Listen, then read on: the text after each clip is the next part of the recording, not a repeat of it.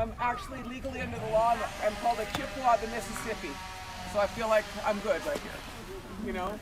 And a long time, my ancestors lived right in here, you know, right around here. But so this land is held by a king, which is a land trust.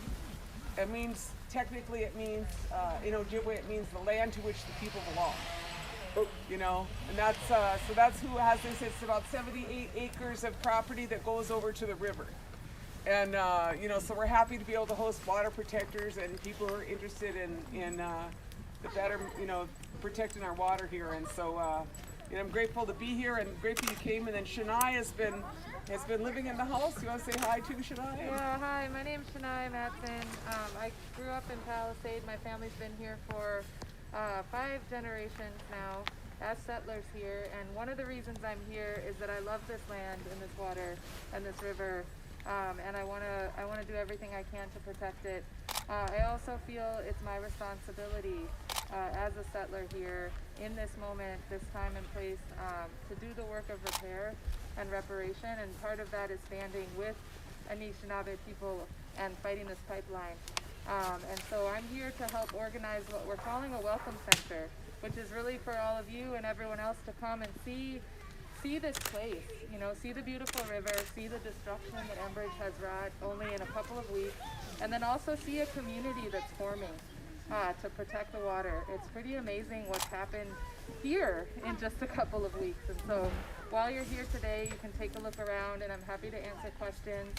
We always have warm food and coffee and tea for everyone who comes, and fires to stand around and tell stories. And I'm grateful to be here and to be working with Winona and others on this. So thank you for coming. And then I thought, you know, I just want to also this is Lynn Meisner, and she's with the paper here, the Aiken Age, and but in addition to that, she's a farmer along the river, and she and her partner over there, Chris, but she's been really active. I came to know this town because of her and Shania, and the valiant effort of the town of Palisade to keep the pipeline out of their town, which they did, and then it ended up here. Yeah. But I don't know if you all want to do like a round of introductions. You know, you introduce your people so we kind of know who's here. You got some new ones, and then we got all kind of cool people here. There's John from McAllister. Hi, John. John's a builder. Been building a lot. Not a professor. And a professor. Good job. I can start.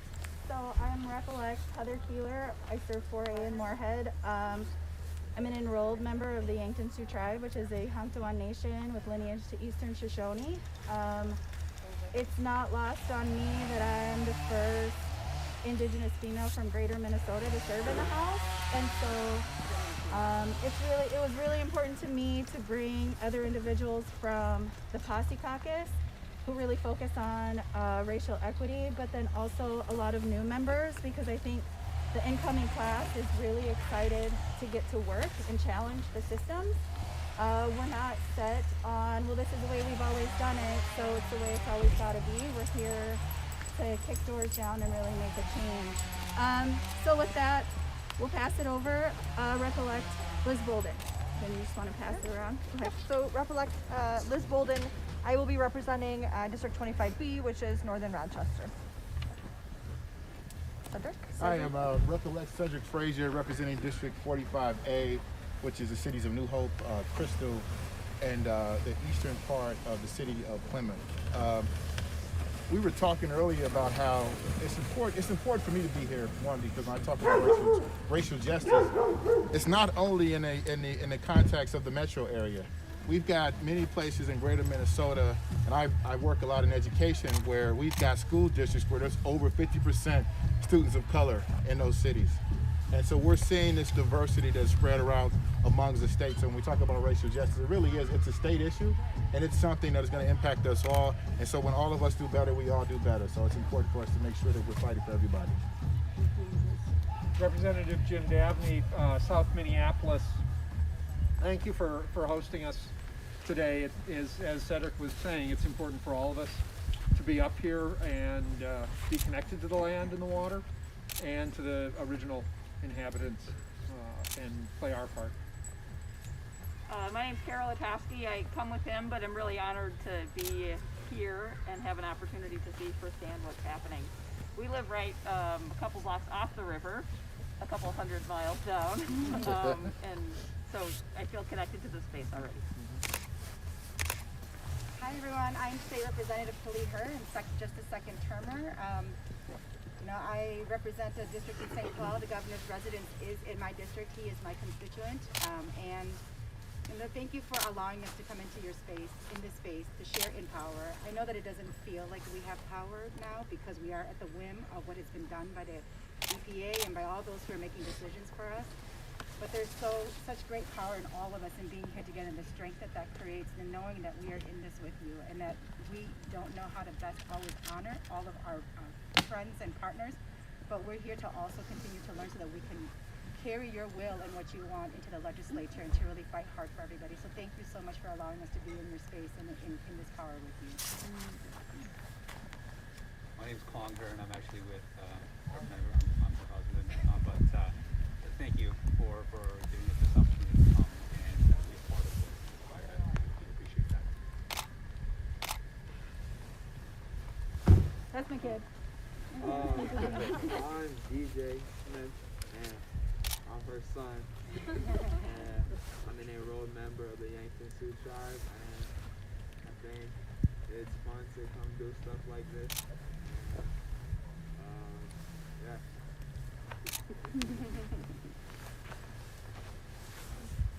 I'm Tammy Sands, and I came from Princeton, New Jersey. My background is in trauma, surgical, critical care medicine, as well as environmental law, because I want to heal both people and the earth. And I'm so honored to be here and to be part of this. We fought the pennies were in the New Jersey area, and so I'm here. I felt called to come here to support.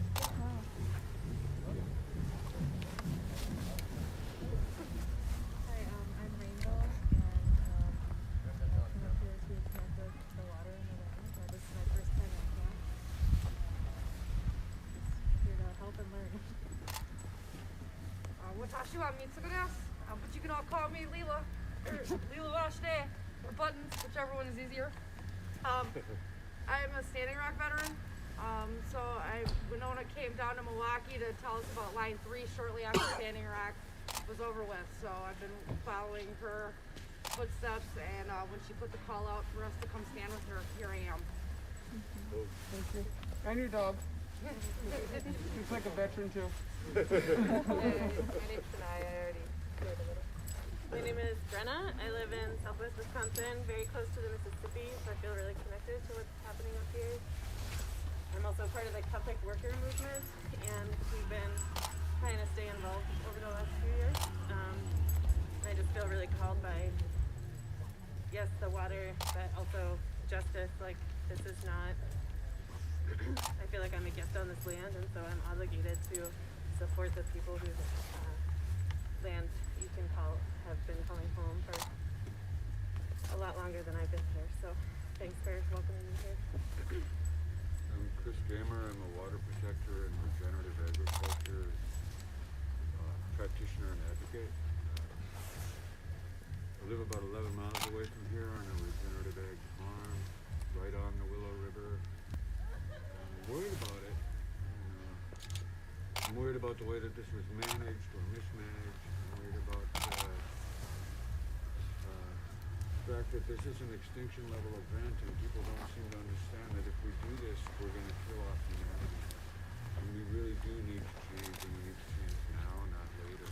And I also am really in solidarity with you guys now in that I can recognize the damage that my ancestors did to the people here, the land here, the culture here, and want to see that change, want to get into that regenerative state and correct that damage that my ancestors did. So, I'm Andy. I'm from St. Paul. I just started coming up here, and I'm so extremely thankful and grateful that I have the ability to be here and stand with everybody. Just like y'all, I feel a deep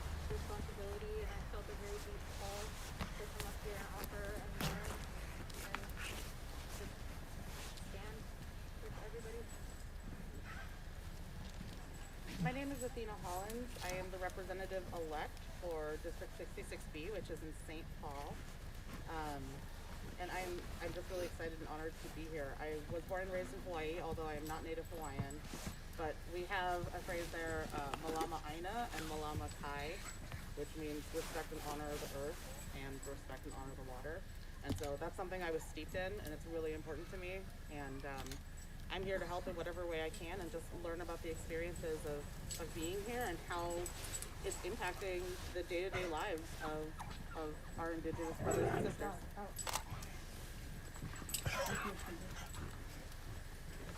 Hello everyone, I'm Jewel Frendez. I'm a Park Rapids resident. I got connected with the water about 8 years ago. I'm going to say when the economy took a hit, I was able to go to Central Lakes College. I enrolled in a 2-year course in welding. So the plan was to go to Williston. This is when they had the big boom.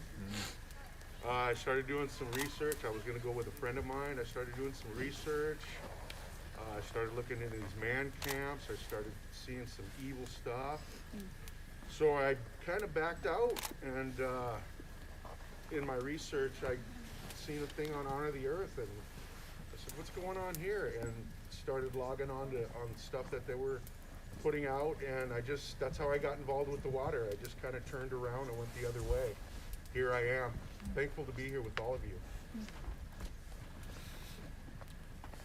Hi, I'm Kristen. I'm up from the Fargo area. Part of a local street medic crew got in my area. Just here to help. I'm Vanessa. I came here from Fargo. Just here for mostly general solidarity. I've only really been activating in the last year. We've been helping with security and stuff at the marches and everything going on. And this just feels like more of it, just people actually having to come together to fight for things because our leadership and people in power aren't doing anything to actually help. So it's going to really take all of us working together to get changes that we need. Because we need clean water, we need clean air, and we need to take care of each other because our leadership cares about money. She says it better than I do. Just saying, we need to fight for people, and people need clean water and the earth. Yes. Thank you, Val, for the over here at Fish.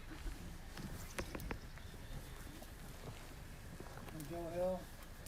I'm on the walkout, Seneca. Original Shawnee. In Buffalo, New York. I see that this is an Indigenous women-led movement. And women need help. Yes.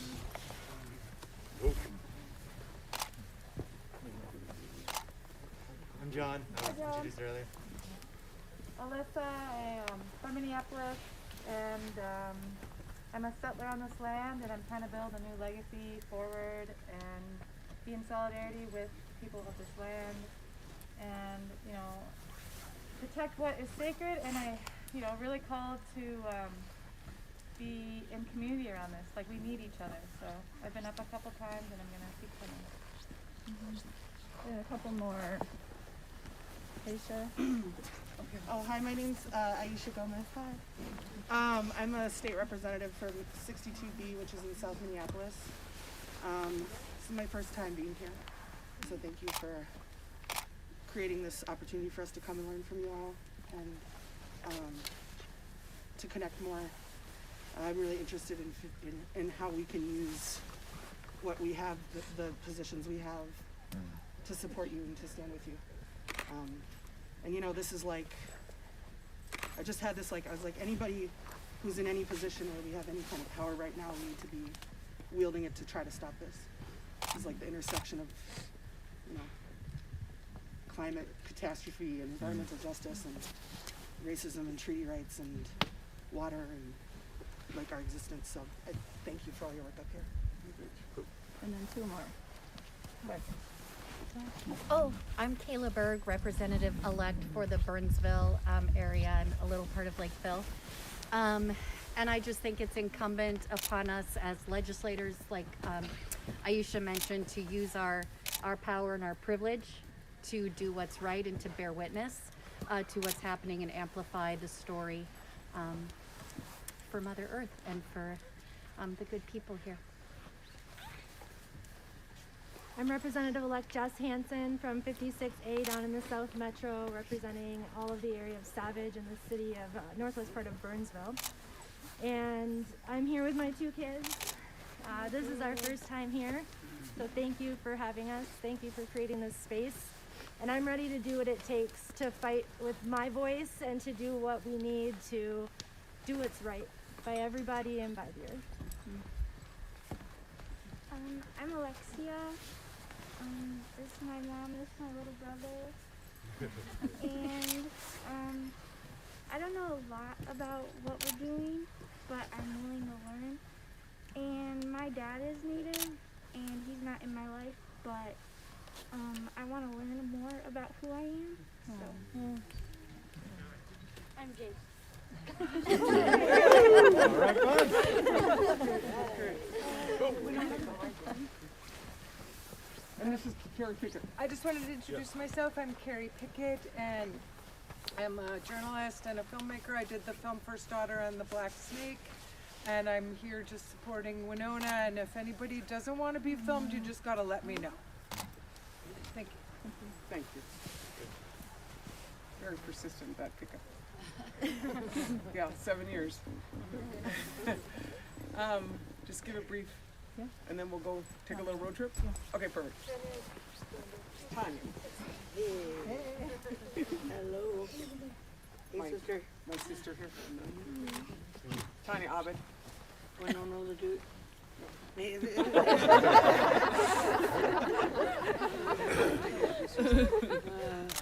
Bushu, Pitwebe Kishu, Kukoin, and Dash Nakas, Pakuman Noman, the Communist, Nakong, and Ninjaba, Awasa Situ Dame, Ikawate Shkangni Dede, Nigani Mama.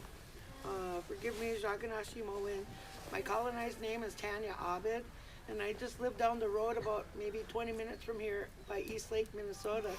And I'm here because of the wild rice. This pipeline is a threat to the wild rice that I harvest over in these areas over here. And my sister, she knows what our wild rice is like over here and what the potential impacts of this pipeline break is going to have on our wild rice. It's going to decimate it. It's going to kill it. Already, after that spillover in Grand Rapids, 13 to 15 of those wild rice beds are gone. Can't bring them back. So that's what I'm here to protect. Not only our food sources, our water sources, but even the air that we breathe. And that's why I'm here, standing in protection in my territories. So miigwech for coming, and miigwech for, coming, standing with me to be able to protect these lands. I appreciate it from the bottom of my heart for you to be able to come up and witness what these guys are doing in the raping and pillaging of Mother Earth here. So, have a good day. Like when we get back, we'll have coffee, snacks, and stuff like that. And, you got more questions that you want to ask me, or Winona, come on over and talk with us.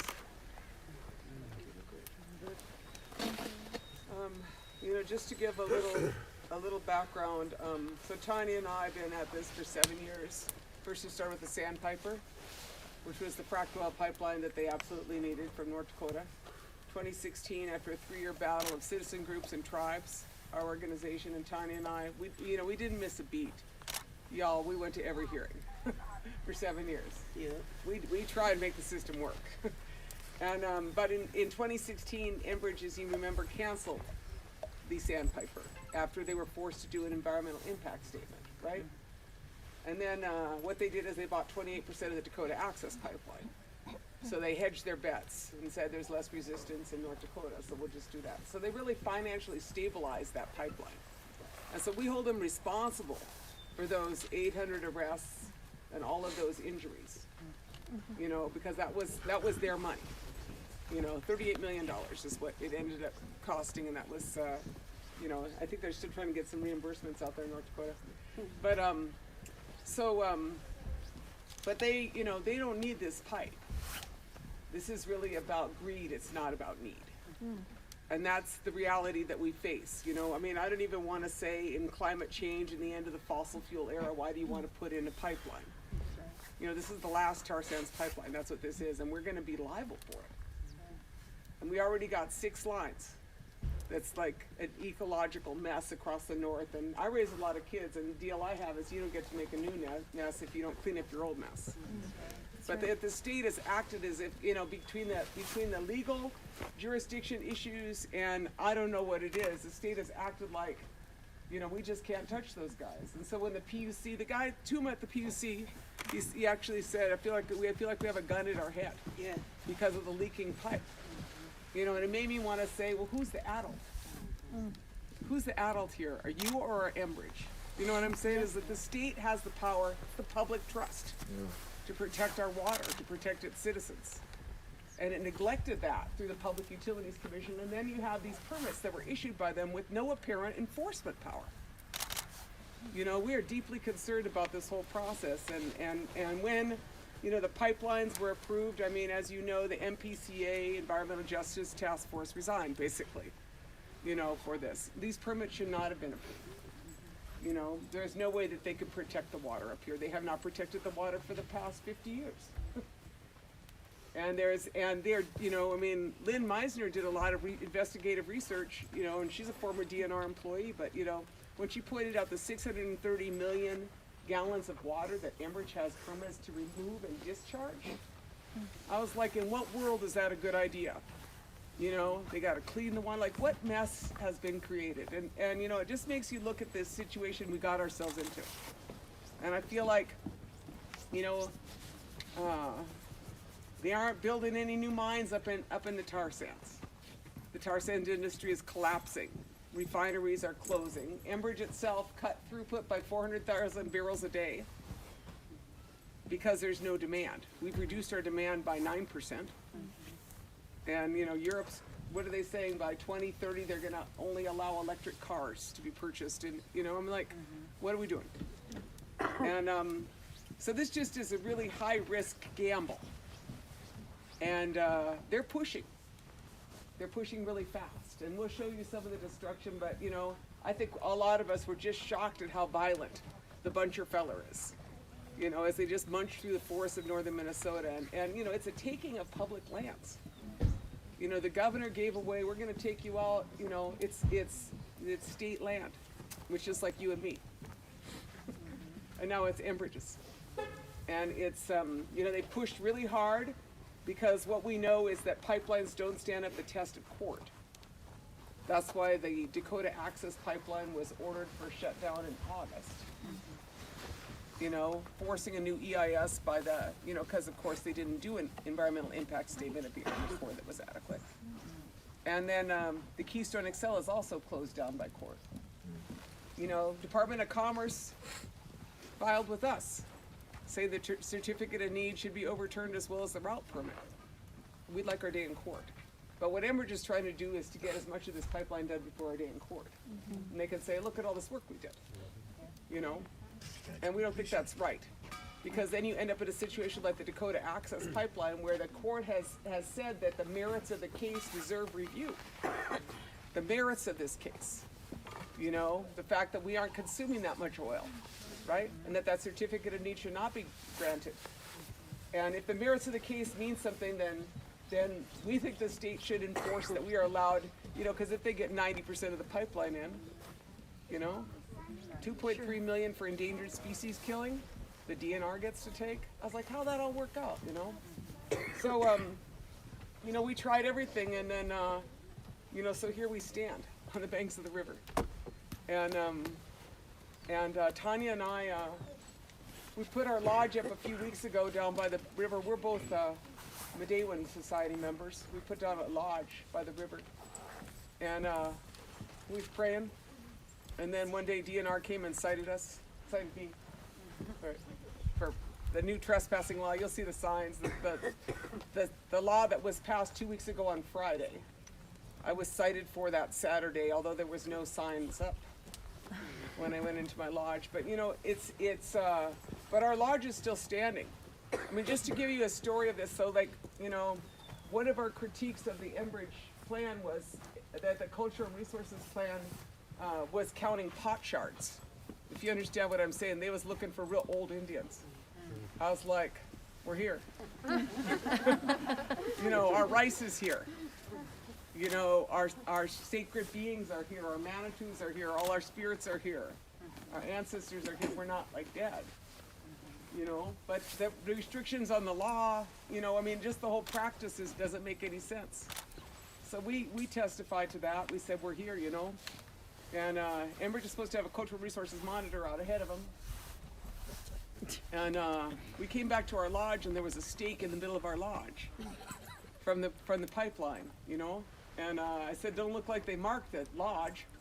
You know what I'm saying? They just marked it to put a stake in it for the pipeline. I said, they didn't say, oh, we have found something that belongs to the Indians. No. But now I think that, you know, but our tribal historic preservation officer was very upset from my tribe, and she tried to get an answer from Enbridge as to who's, according to the permit that was issued by the state, they're supposed to have a cultural resources monitor out ahead of any dig. And so if they had someone out ahead, they wouldn't have staked the lodge, would they? They didn't have someone. And so who's in charge of enforcement? That's kind of a question we have, is if, you know, and we still don't know the name of the person from Enbridge who's in charge of cultural resource monitoring and enforcement. My tribal my tribal officers have not found it. So we have some questions about just out of the gate, you know, how the company operates.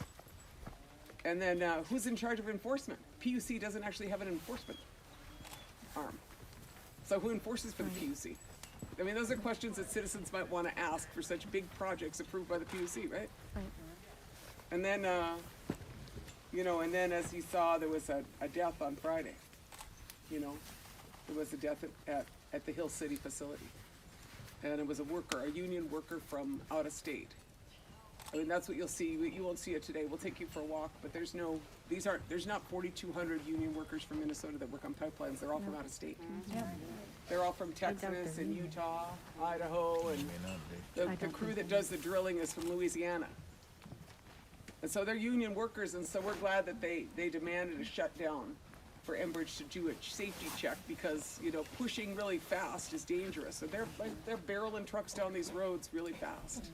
It's really scary out here. I mean, I tried to go home a couple of days ago, and I turned around and come back. I said, I can't even get on the road. It's too scary, you know? And there's old people up here. Right? Is that fair to say Aiken County's full of old people? Oh my God, there's a lot of old people up here. And they don't drive fast. That's a fact. They don't move fast. Right.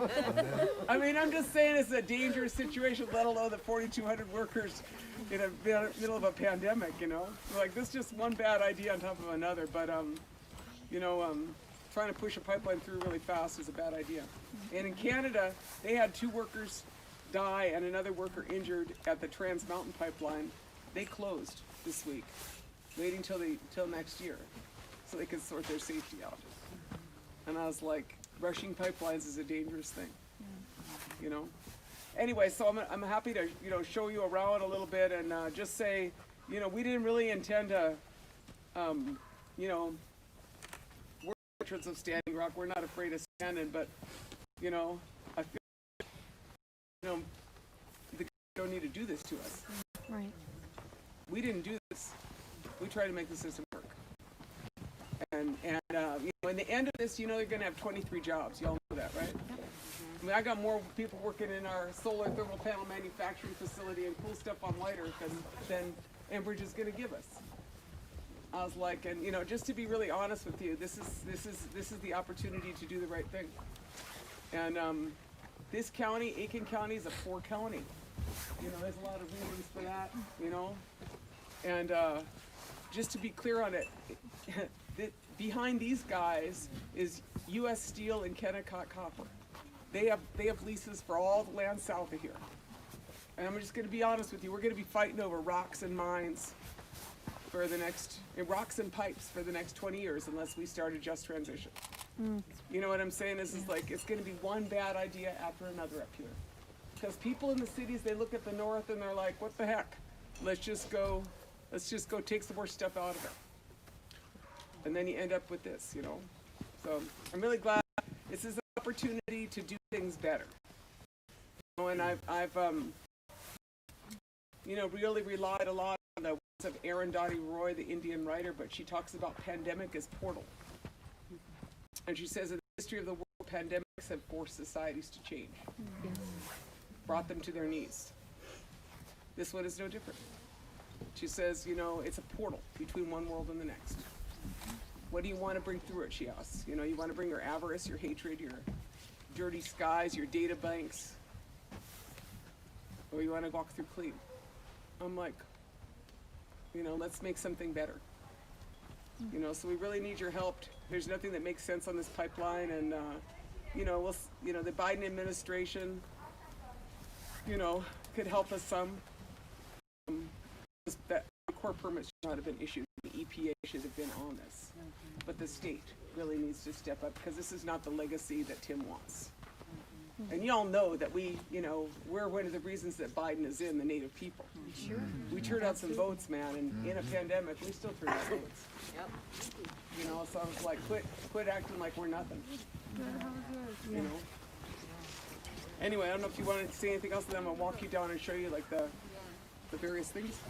Yeah, I don't really have anything else to say other than I think as leaders, it's our responsibility to show up and listen and learn to all, you know, from all the communities, not just the one that we live in.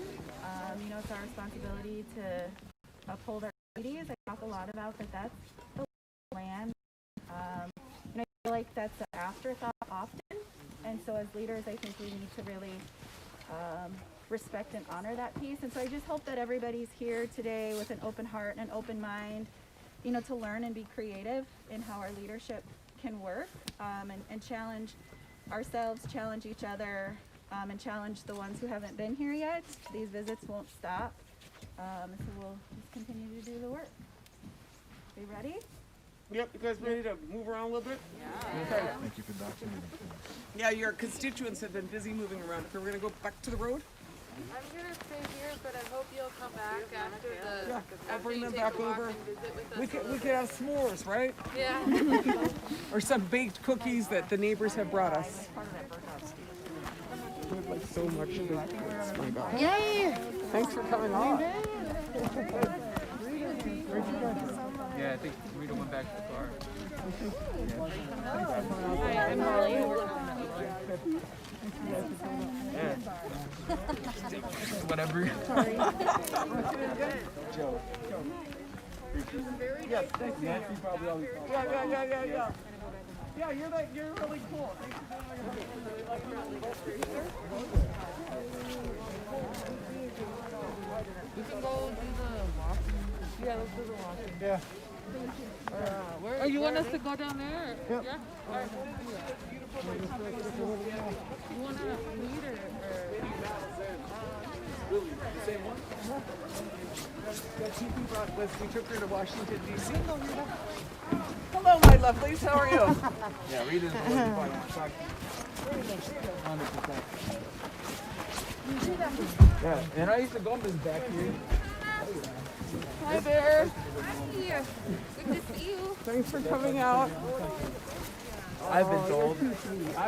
Yeah, by my best friend. She's just a little bit better. I don't know, man. I don't know. Not everybody tells her how Our little road trips wants here. to do the work for it. So should I take them down to the river? I want to take them down to the river. Oh, I'm going to leave it here. And then I'll take them over. Give it to Tanya.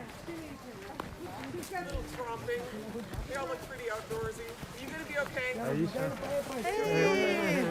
How's it going? Good to see you. You too. Awesome. For you. Thank you. It's like Hansel and Gretel. When you're from the Oh, city, apparently. you don't leave crumbs, you leave money. You drop money. Okay. Because that's how we find our way. We follow the money. How about that?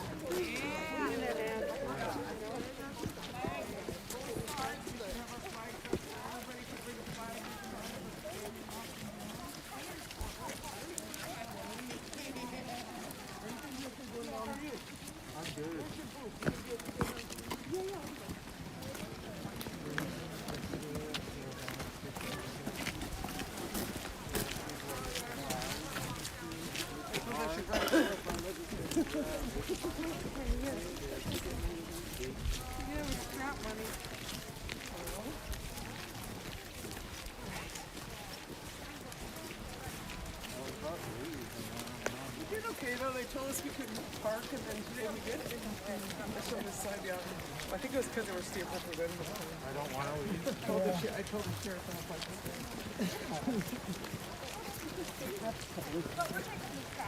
And they're not working. So just.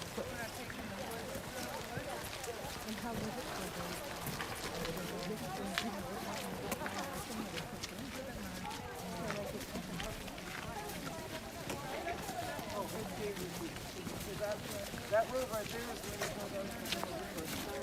So we're like in between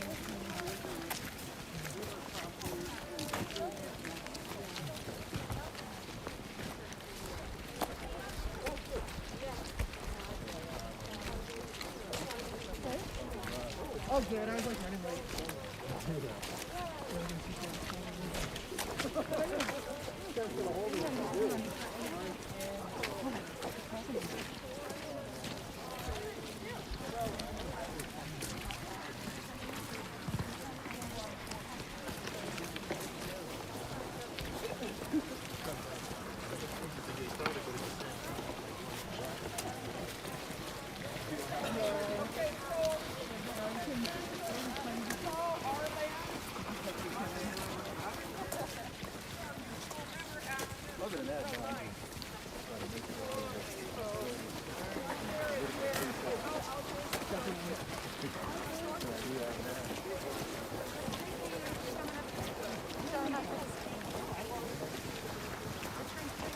Hey, Emma.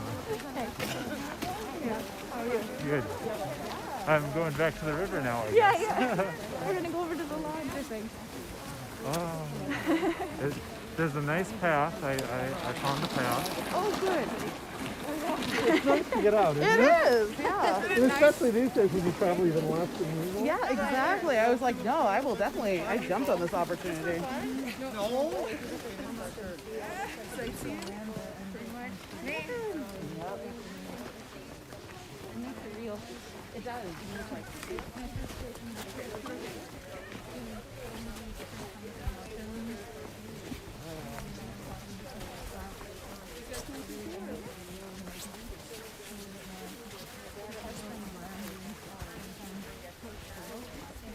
The land use.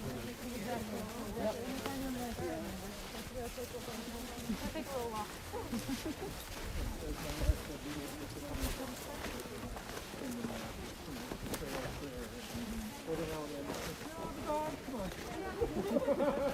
Come on, Bruce.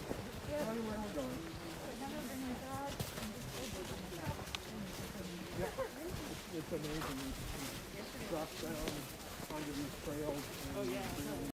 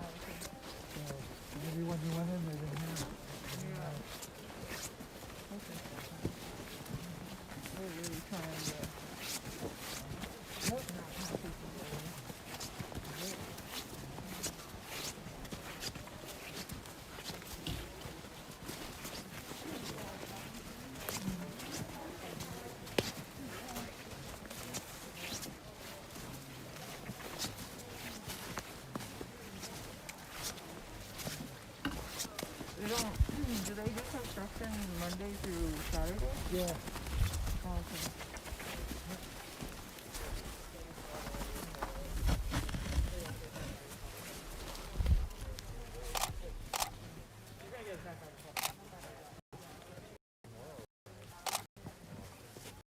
It also allows us to take this one's bad.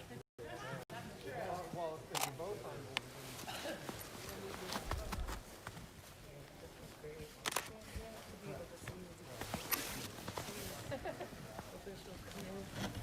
Not worry about muddying their shoes and whatnot. And to be able to come down and see for themselves what the river looks like. What we are protecting up here. For them to be able to have clean drinking water, you know?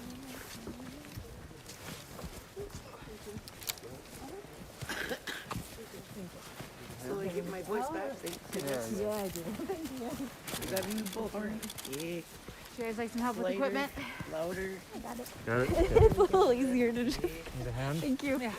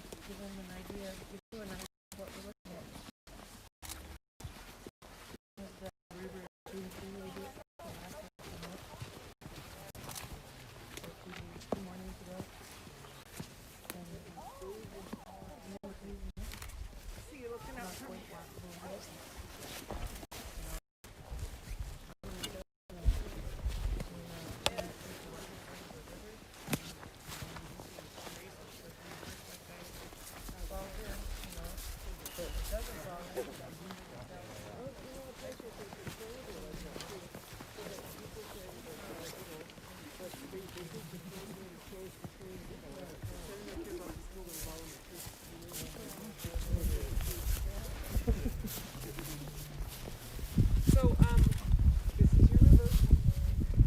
Isn't it beautiful? Lovely. We're in Mississippi, and we've just been coming down here and praying. I encourage people to come to the river and pray, because that's legal. And also, I just noticed the new Supreme Court just said that you could still pray, right? You know, the new appointee was like, yes, you can pray all the time. So, but also I was just, struck with that. Come to the river and pray, because I feel like that, we take it for granted, and it's a good thing to pray. But also, I spend most of my time on a lake, and I never really watch the river as she starts to freeze. You know, it's pretty interesting world to live in, and I think thought about it. She started jamming up a little bit. There's this little iceberg going down here, and then she went like this, But so I just wanted, everybody to kind of recognize that river, and give her some prayers and some hopes. And then right now, what the company is doing is that they're drilling under the rivers, and it's a really invasive thing that's happening. And going for the river crossing, kind of the heart of Ojibwe territory first, because it's easy to wetlands in the winter, and it's easy to pandemic. So you'll see the drill is. It's on the other side. It's not right by the river, because they have to go really far below the river, like far. That's a not exact term. Way down there. And so they start for their arc over there. They do like this, and the river. It'll definitely break. So it's over on the other side of the river. Quite a, it's interesting, but I just want to say too, there's I line infrastructure tours, and I would be happy to give legislature that at any point, but, you know, in Cromwell or Automba is a pipe yard. If you look in there, those pipes are 3 different colors. That's because they're old. And they keep repainting them with this anti-corrosive, right? And Enbridge has been saying we need new safe pipes. It just takes a little look at the Keystone XL in North Dakota that they put in a couple of years ago in 2018, brand new pipe leak, 383,000 gallons. Because these pipes are corrosive. I mean, they're not stable. And so new pipes don't necessarily save you. You know, no pipe saves you. No, no line and no pipe. This is all full of water here, and it's been really, really traumatic for all of us. You know, watching what they're doing here, and it's super, super aggressive. But you know, in the pipeline tour, you see those pipes. Then you can see the 3 colors of them, the old pipes, and then you can see the equipment yards, and then you see kind of the construction sites. And there's different towns up here, places that you wouldn't go because you wouldn't know. But we live here. This is the 1855 treaty territory. This is our land, and we know it pretty good. And but these little towns like Bacchus is all full of pipes, and pipeline workers and equipment. And it looks like occupation. That's what it looks like. You know, in the places where it is, and it's really heavily militarized, and it's not. And you know, we talk about the pipeline workers. They are mostly from out of state. I already said that. You want to hear? And they aren't, you know, there's not like the man camp exactly here. There's a lot of folks, guys staying in some of the equipment yards, and then they're staying at all of the hotels and campgrounds around here. You know, the man camp is usually more for like the fracked oil, when they're gonna stay there for a long time in one place. They're more transient here, but they are doing just the same thing, you know, prospecting on social sites for dates, you know, and, you know, it's just a dangerous situation, you know, but, it's a beautiful river, and you know, she should have some right. She's our river, you know, and we belong to her more than she belongs to us, so, you know, I feel like the Mississippi River, she's crossed twice by this pipeline, you know, and I think, you know, it's just like enough. It's enough. But I'm gonna put my prayers out here, and I don't know if anybody else want to say anything, and then I'll kind of walk you down. This is state land over here, and then over there you get the Enbridge. You know, they exercised a whole bunch of, they executed a whole bunch of agreements with different agencies and counties.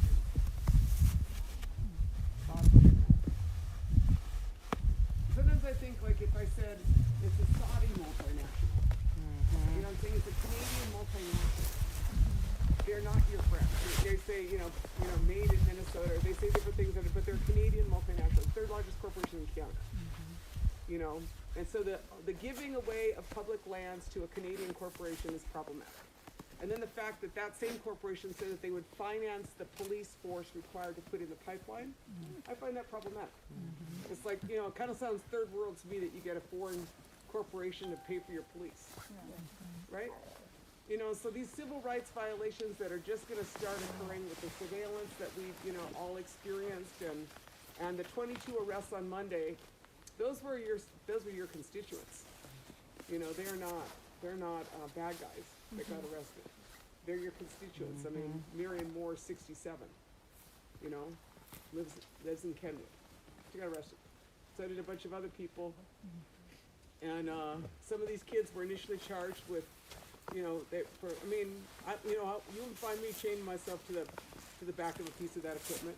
I mean, that's scary stuff. And they feel like they are at their wits, they're at the end of their options. That's why these people are here. They want to protect this water, and they want to protect, you know, the earth. And you know, I know that Enbridge has done a lot of trying to paint us kind of as criminals. But, you know, water protectors aren't criminals. We're not domestic terrorists. We're water protectors, you know. And I just want to be, you know, clear on that, you know, and yeah, so we're doing our best. I'm really glad you're here. Talk about the kids in the trees. Huh? The kids in the trees, right. Like Liam, and they're called Willow and Birch. And Liam's Willow's name, and he's on NPR. There's a big interview with him. But they came down, you know, on Monday as when is when we were out there on the site, and I did not get arrested, but those women got arrested. And then they came for Liam in a tree with a cherry picker. You know, he was up there for 7 days. It was cold. It was cold, and I just really courageous, you know, that young man. You know, his mom was texting one of us. That's my boy. He's warm. I mean, these are people's kids. You know, and I think it's really important. These aren't criminals. These are people's kids who are up here. And, you know, that, I mean, and it's just that the thing that I found so ironic about it is that the day after Walsh approved the permits, you know, we could say the DNR and MPCA approved the permits, but, you know, well, you know, there's no way the permits were approved without the governor. You know, with the idea of jobs, you know, and this is really his opportunity to walk through that portal and make new jobs instead of these jobs. This is so, you know, violent, these jobs. But the day after he did, then the governor of Michigan, her name is yeah, Gretchen Whitmer. She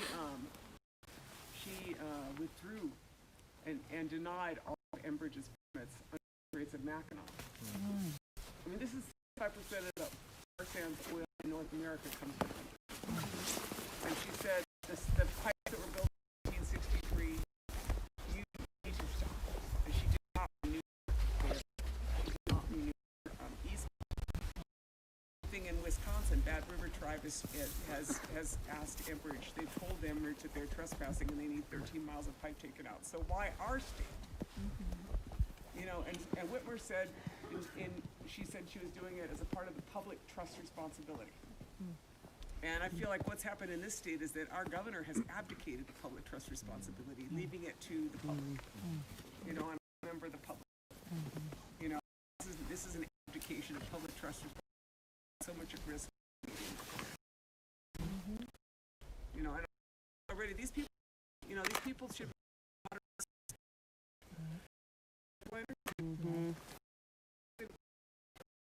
there's no sense of good jobs and infrastructure.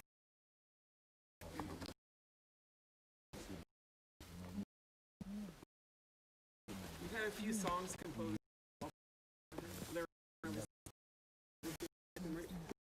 Got some songs.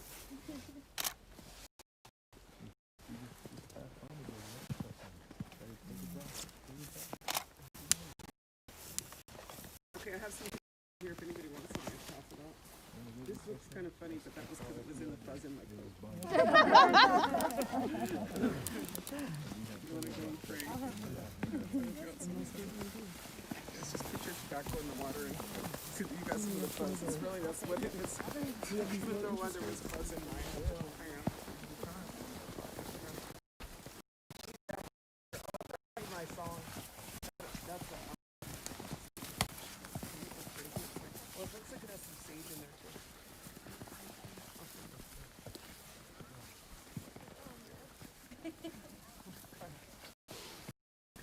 It was embarrassing. I was like,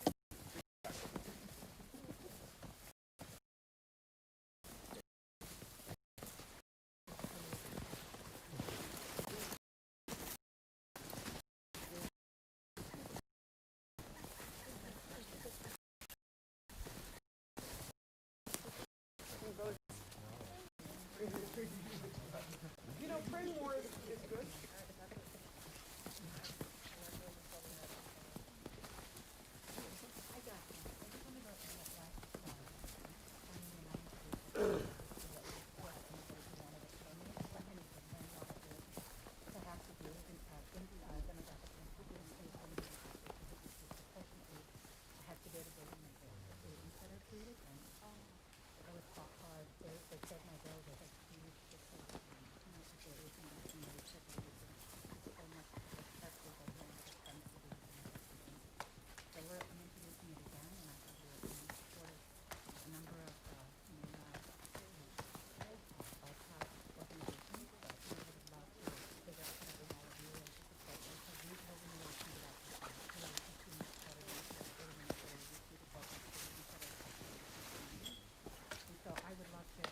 Yeah. I'm happy to. Just Winona would you could honor her. Okay. Yeah, I'm happy. And I just really feel like what you need is good jobs. You know, and because we're just going to keep doing this dumb stuff forever.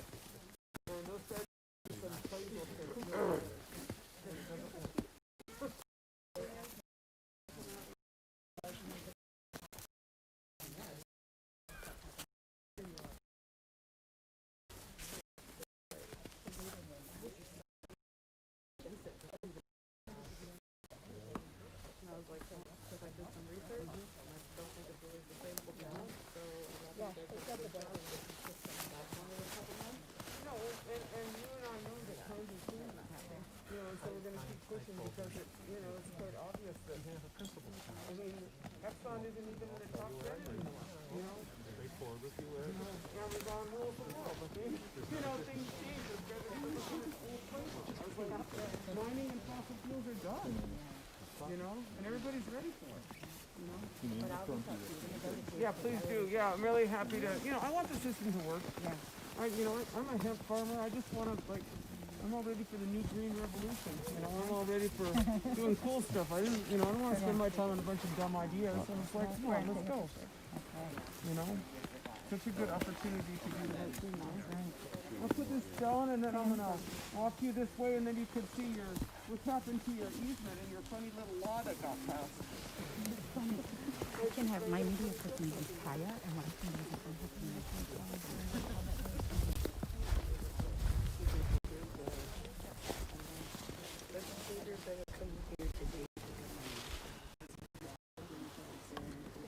Hello, everybody.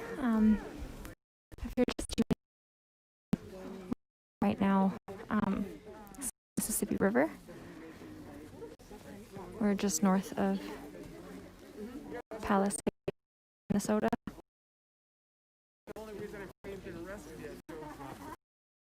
There are some Minnesota legislators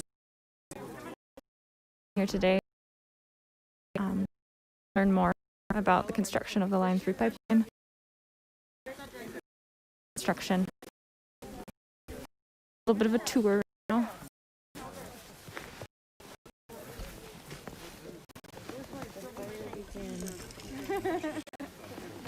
So great that y'all got Hopefully Biden gives us something. That's great.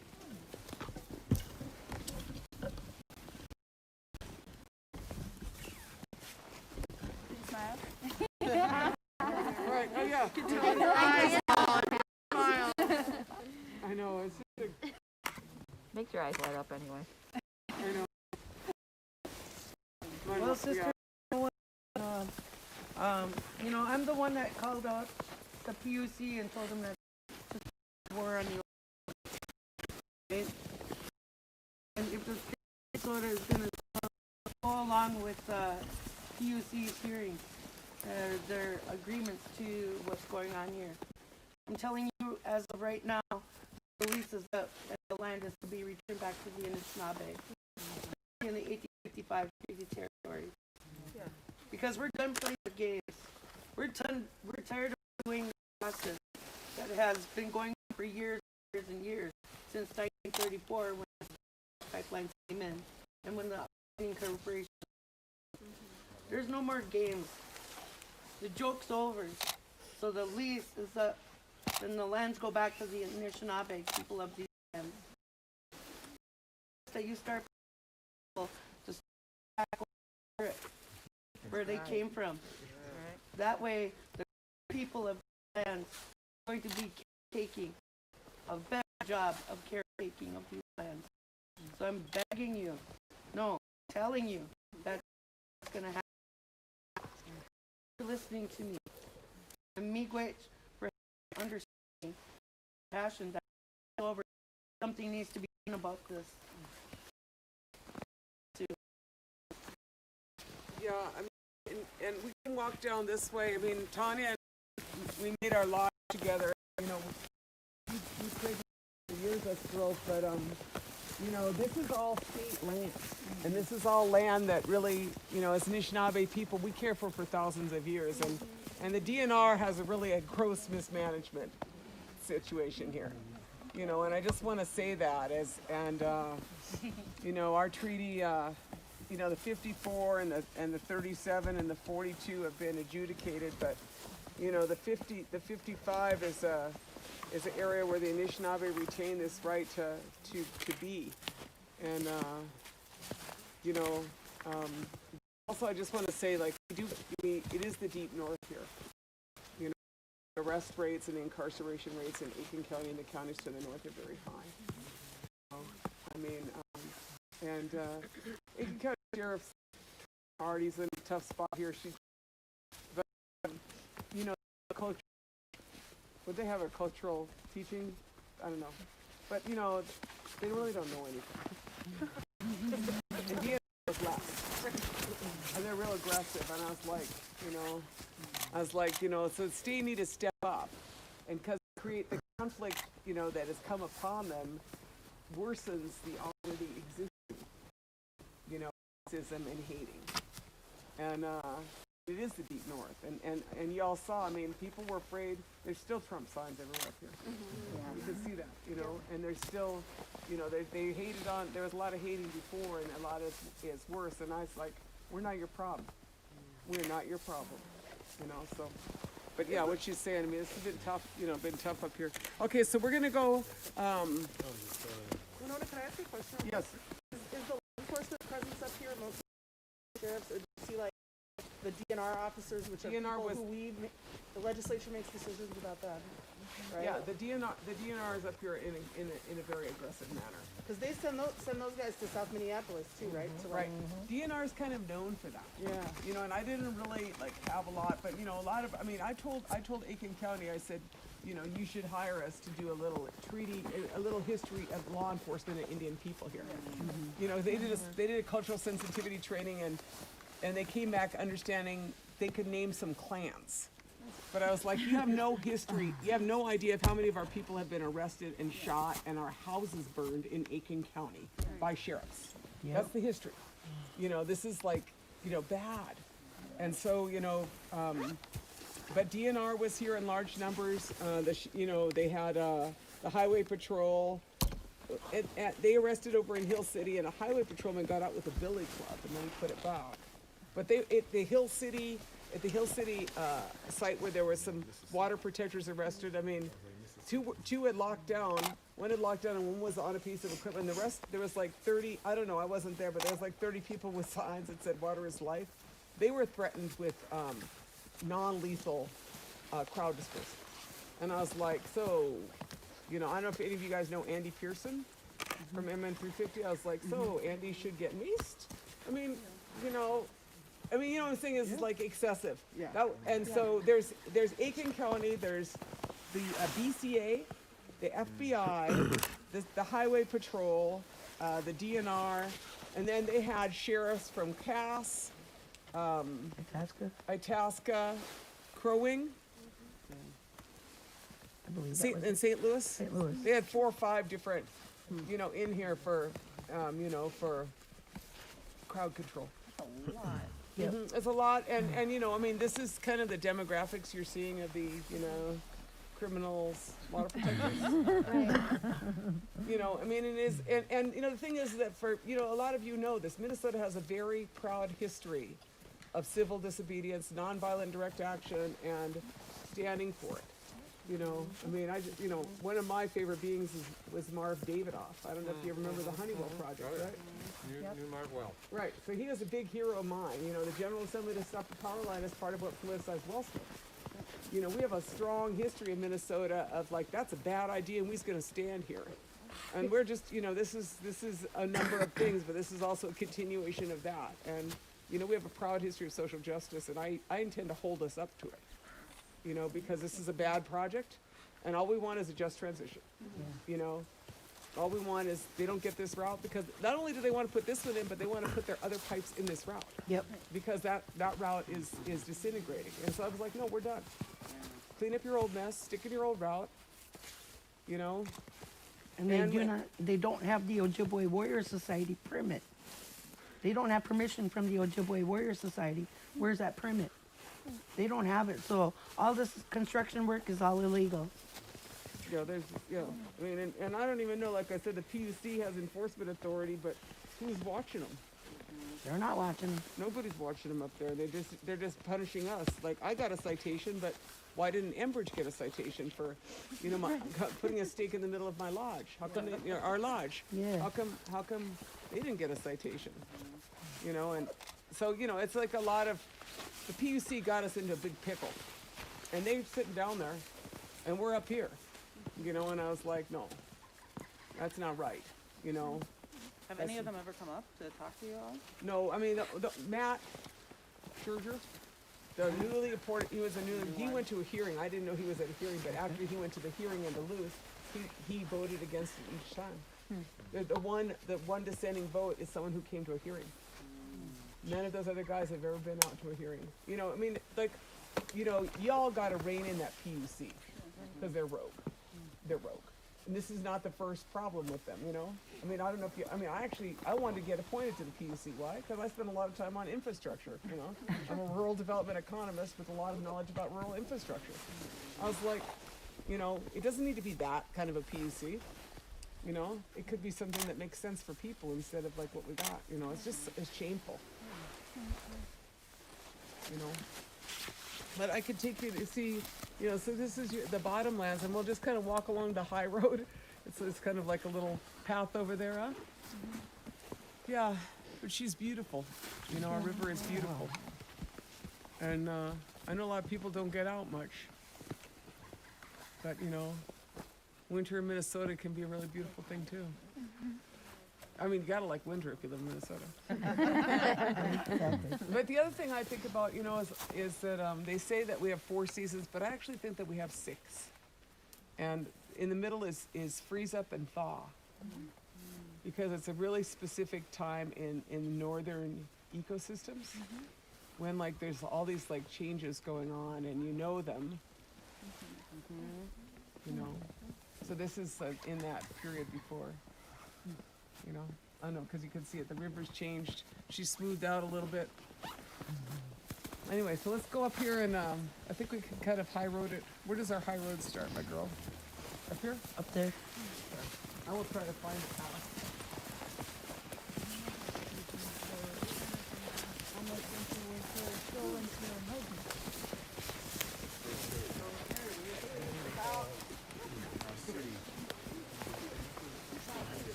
People love it when you do that. Yeah, I think we have to have a document. Not that he was myself tonight. They were.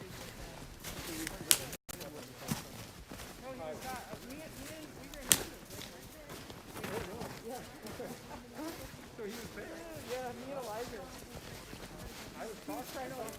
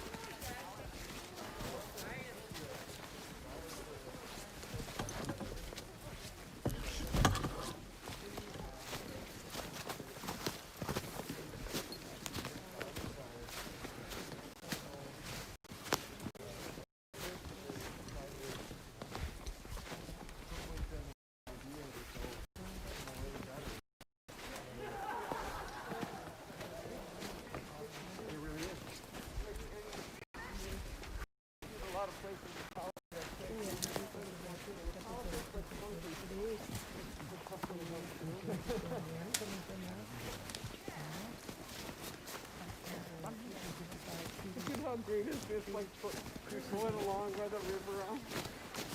How you doing down there, Joe? Pretty, huh? Came down there for a couple minutes ago. Yeah.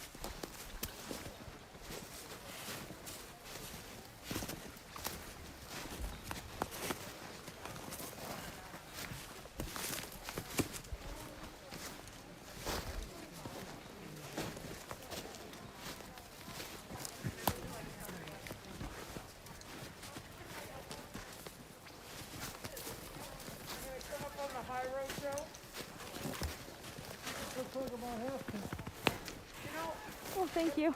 I want to get the Palisade good in here because this is like the promised land. Yeah.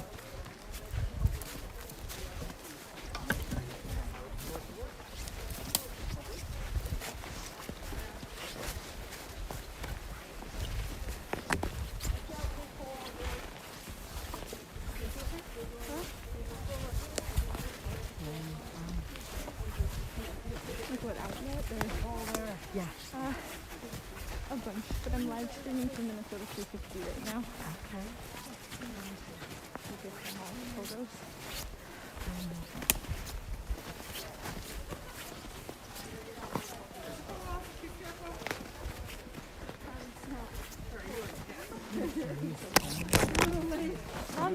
I was up here last weekend. I stayed all weekend. Okay. But then I went home and just drove up today. I would prefer to stay, but Yeah. I gotta get back to my kids today. Yeah. I know, I'm like, why did I bring this long list? I was just thinking, why did I bring this? It's great though that you take the time just to even come up for the day, right? Yes, it's like a whole day. Yeah, exactly, right? Between the drive time and Yes.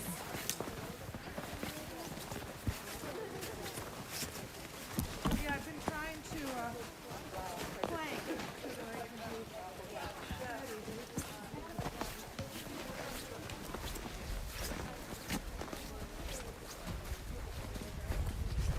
been channeling RBP.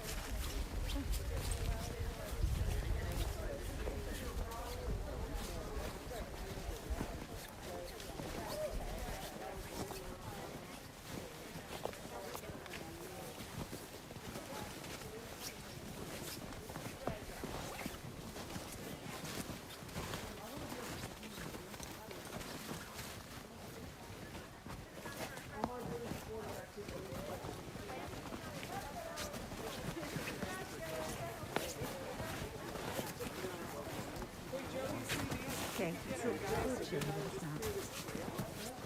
It's a little chilly. You're by the river, right? Yeah, we can do that.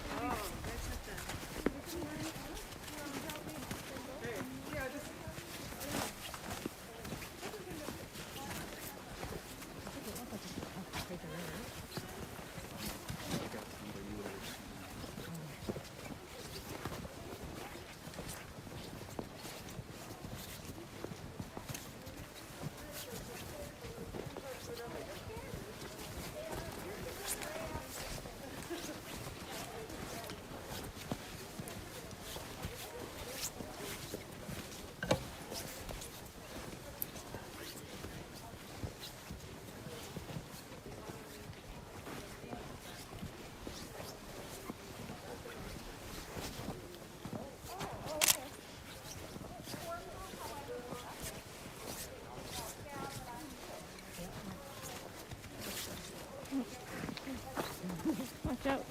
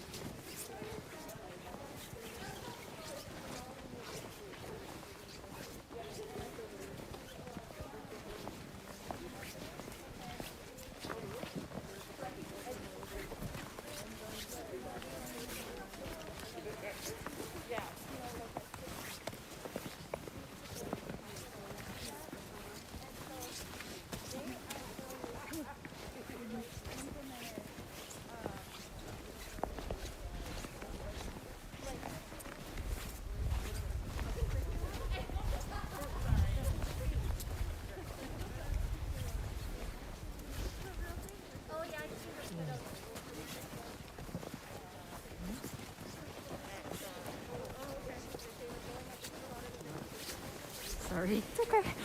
I saw the photo Yeah. opportunity. I understand.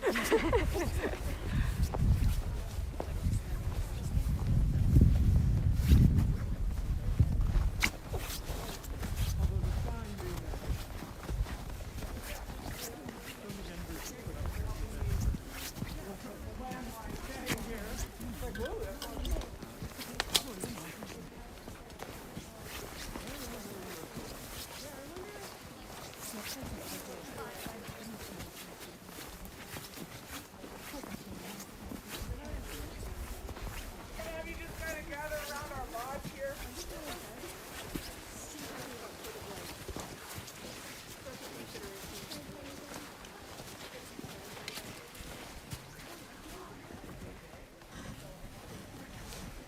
Don't go in here. Come around the side. Yeah, you guys just gather around that. This is kind of the largest delegation we brought down here, but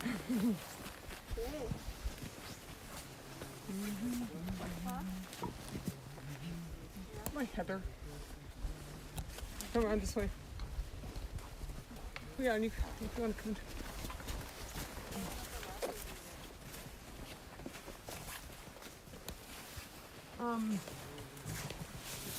So this is Tanya and my lodge. We put this down here before there was a construction or a route. And you know, we try a lot. We just came here to pray. It's not fancy. Someone said, "Where's the lid?" I said, "No, you don't need that. You can look and see the Creator." Just like that. So this is you know, traditional teaching lodge is what it is. And so we put it up, and then so I was just trying to explain the circumstance. There was a stake in the middle of it, but one of our elders took the stake down. She found that offensive to have the stake in the middle of the lodge, right? But so we come back here, and there was a stake like right over there someplace, because you can see the line here, and you can see this is the easement right here. You know, we didn't know that actually because it wasn't marked, but it was really, really violent to watch. They had this buncher feller, and it comes and there's like a horizontal saw, this giant piece of equipment, and it cuts the tree off. You're going to see on the way out, it beheaded those trees there, takes its top off, and then it takes it like this, and then it throws it to the side. And it goes there, and it does the same thing. It's like super violent to watch. And one of our people, Don Goodwin, came here. Came to show her the lodge, and we put our prayers out, and if they see there's like more people add more prayer things here, but I brought her to see, and then she just was sitting there, and she was just overcome. Her name is Dawn Goodwin, and then she sat down, and then the next thing you know, the equipment was stopped, and you know, so she didn't really. I'm just saying that's what happened, yeah. And then so we were in here. We're pretty traumatized, you know, and because they were coming for me, and I was in the lodge, right? And then the DNR, you see those signs there? Then the next day they came and posted it. Or was it that day they posted it? They wrote the ordinance 2 weeks ago Friday, or 2 weeks ago Friday. Yeah. And then we were sitting in here. We were sitting in here, and yeah. And we could hear something, but then they came over and said, "Well, you're on our property," and I was like, "What the fuck? You're trespassing." "No, we're not." Right. Yeah, so the officer came. He said, "You're trespassing under a DNR ordinance that was passed on Friday." And we said, "Who's?" He said, "What did he say? It's called an exclusion zone." That's what he said. We've created an exclusionary zone here. I said, "Who's excluded?" And he said, "Normal people." And to which we asked if that was a legal designation or who's normal people. It was like an unusual legal description to give. So I said, "Well, what about Anishinaabe women who have lodges in this place? Are we normal people?" That got him all flustered. And then, but I did, I did get cited that day. Nobody else got cited, but obviously I'm going to contest the citation for notification of something, and I was already in here, right? But questionable about, but so thus far, like I said, Enbridge has not taken this lodge down. And there was a question, I'm just gonna like say, you know, it's, I mean, like I said, there's cultural resource assessment was looking for pot shards and various remains. And I said, we're like live people, right? And we're not dead. And then they sent down someone, but they wouldn't tell us who the person was. And they said someone came down here and said that it was a stall tactic. And I said, actually put the lodge up, you know, and then our TIPO, Tribal Historic Preservation Officer, came and said, you know, these women have a right to put this lodge up because we're first and second degree Medewan. That's our religion. And then they backed off and they said it was called an unanticipated discovery. This is what Enbridge called it. But we've never seen the face of the person who's in charge of monitoring for Enbridge. And our Tribal Historic Preservation Officer has not been able to, no one can manifest a name. And our position is kind of like, someone need to be responsible because maybe there's another lodge. You know, I don't know. I'm not in charge of that. But who's in charge of that for the state? And they did not comply because, you know, they're required to have a cultural resources monitor out ahead of any destruction. And they instead just put a stake in it. They didn't have a monitor. So, but we're grateful our lodge is still here. And a lot of people have come here to pray.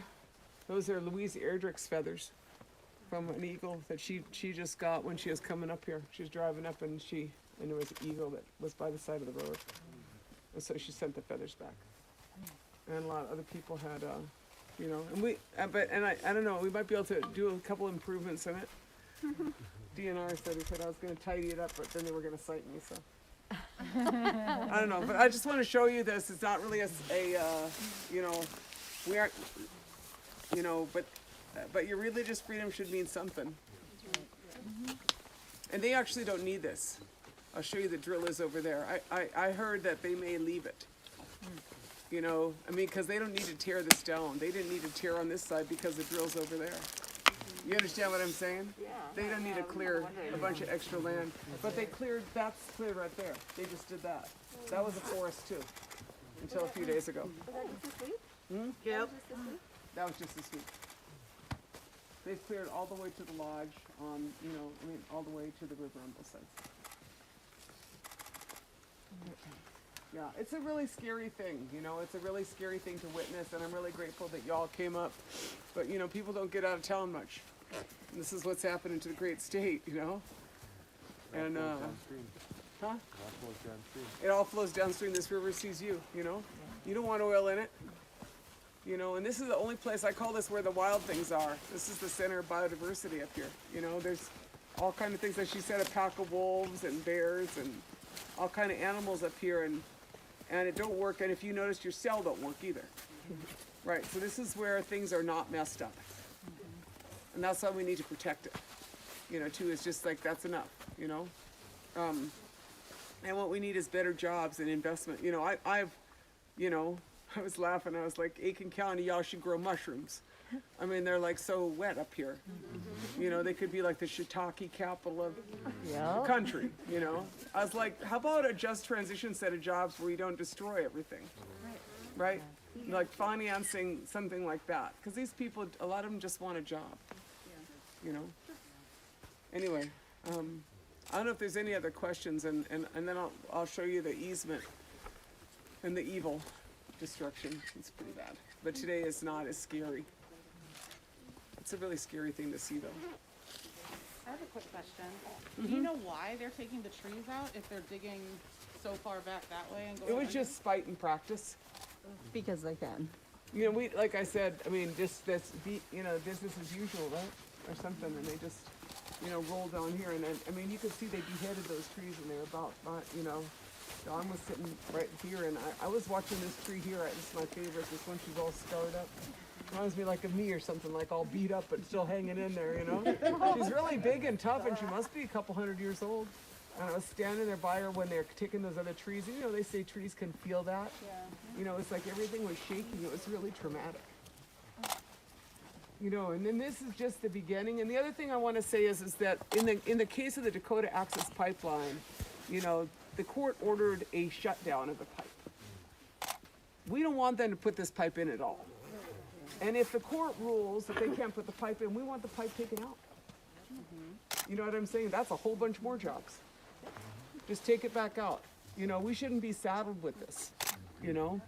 And that's why we want to be in court before they put in a lot of stuff and say, oh, look, you know, it's their gamble. It's their gamble. I'm not responsible for Enbridge's financial well-being. You know, I'm responsible for the you know, the water, right? And this land, and you guys are too. You're not responsible for Enbridge. You're responsible for this, you know?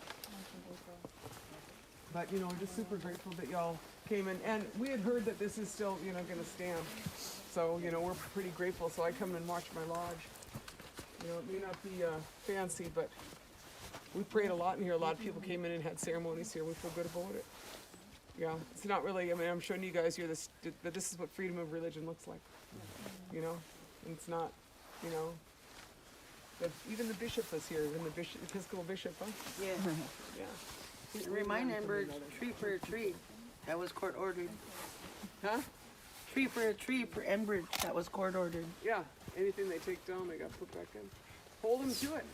You guys hold them to it. Don't let them slide. Don't let them slide, you know? Okay. You guys want to trudge up the right away? Do it. I think we're pretty good. You know, I have to say we've been doing pretty good in our program here. I'm going to walk you right up here. It's the easiest way. And then you aren't under the damn power lines. This is your path here. Yeah, Joe, you're in the...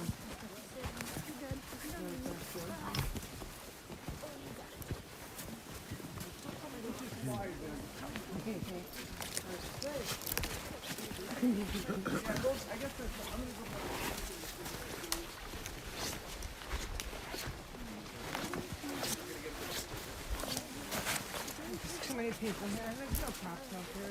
There's no cops. There's just that one mean guy. I knew that. We're entering wetland. Right, this is their signs.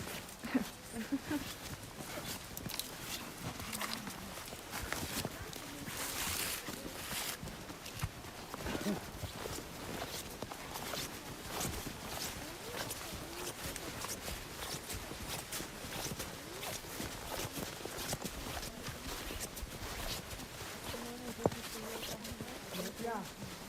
And look at, she's big, huh? And then she just, I was standing there and I was like, no, don't take her to bigger. And then they just two-headed these guys, huh?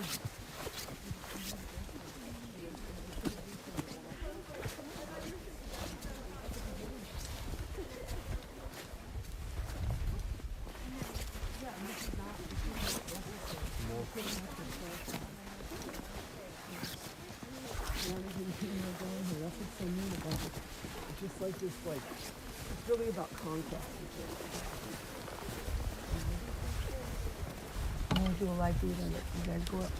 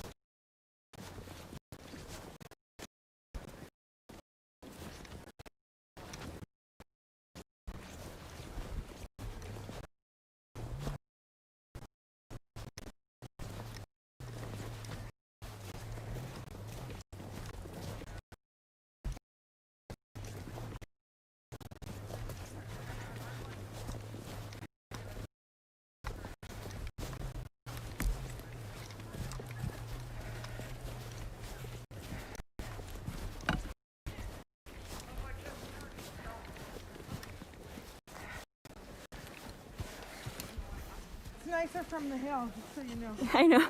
Thank you.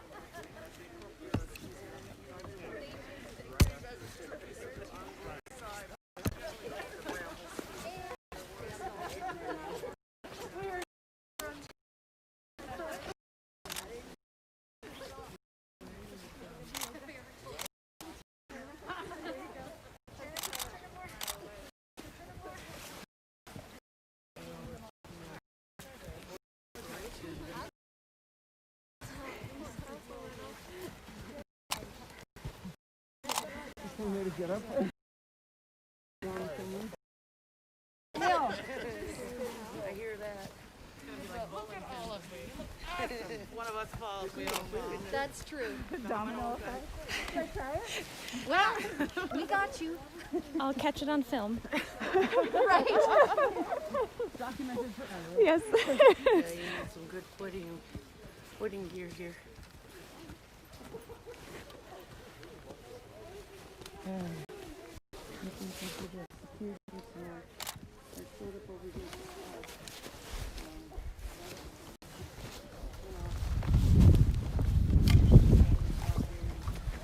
Unlike the mother of the castles, you want to get lucky. Military grade motion sensing, you know, things and to let them know because they're too lazy to stop their dead asses to kill themselves.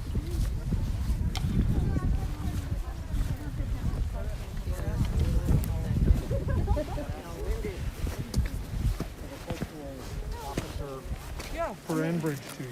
It's very significant. I mean, because they got this route. They said, we got this. Right. We're working with Native people. They put a bunch of money out, had some Native people do some, skirting. They shoved this section through really quickly. Do you remember how it was super accelerated? Yep. They're like, oh, get it now. And what we know is that they didn't have we knew they weren't in charge of this. They weren't ahead. They should have had someone ahead of that big. Yeah. And so there's 11 other river crossings. And I don't think they had a person in any of those. We just caught them here. And so there's some state regulation. Was it they had a cultural Hey, we got another brother over here. You climbed the hill? Copy of the correspondence from my tribal historic preservation officer and the state historic preservation officer asking for the name of who is in charge. Because I'm just looking for places that legislators could help. Who's in charge, and then who's responsible for their, for compliance. Right. The PUC doesn't have a enforcement arm, so they make a big contract, and then they have things like Enbridge is not to engage in counterinsurgency activities. Oh, Jesus Christ, that's unreasonable. Well, how's that? Who's monitoring that? I asked them before. I said, you got private security forces up here. You got pictures of Enbridge unloading equipment at the Hubbard County Sheriff's Office. I was like, what equipment was that? Who is in charge? Who's in charge of the kitty, the non-lethal munitions? Is Enbridge part of it? Those are very significant civil rights questions that should be asked by the state. Because, and I just go back to, this is like blood diamond. This is like blood oil. It's like you should not have a great project with so much blood. Yeah. It was so great. Why am I here? Right. Give me some solar panels, I'll be right back. Yeah. The rapists, murderers, killers of Mother Earth. Please do not feed those animals. They're dangerous. Rapists, murderers, killers of Mother Earth. And that's what they are. That dude, that cage that they got built around them, that's what's happening. Or the front. The rapists, murderers, and killers of Mother Earth. He's in there. Demand to see that permit from the Ojibwe Warrior Society. Where is that permit? I want to see that permit to see who signed it. Because I did not sign it. I'm from the Ojibwe Warrior Society.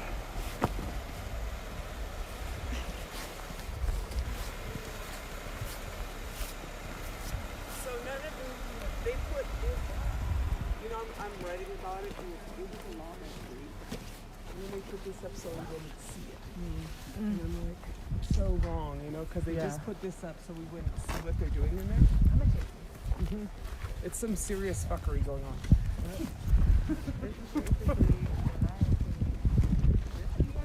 Yeah, so they just put this up so you couldn't see. And I found it really like traumatic because it is a lot like rape. The drill is a lot like rape. And the drill pad is right there. And so they don't want us to see the drill pad. They don't want us to see the drill. But since I'm with you, I guess I'm taking a look because you're all taking a look. Yeah. It's your state. I am gonna look through it. Are you looking through the... Of course, if we were really ambitious, we could crawl under it. There's a gap right over here. Yeah. The other day was open. How far back is All the way to the Willow River. They got all the way to the river, you know. I mean, and just to be clear, there is on the other side, on the Willow River, there is an exact site like this. There's two river crossings. I mean, you know, I took a bunch of people down there to the Willow. It's down that road there, and it's just beautiful. Yeah. I mean, you can see how the river goes like this. You know, it's so stunning. You know?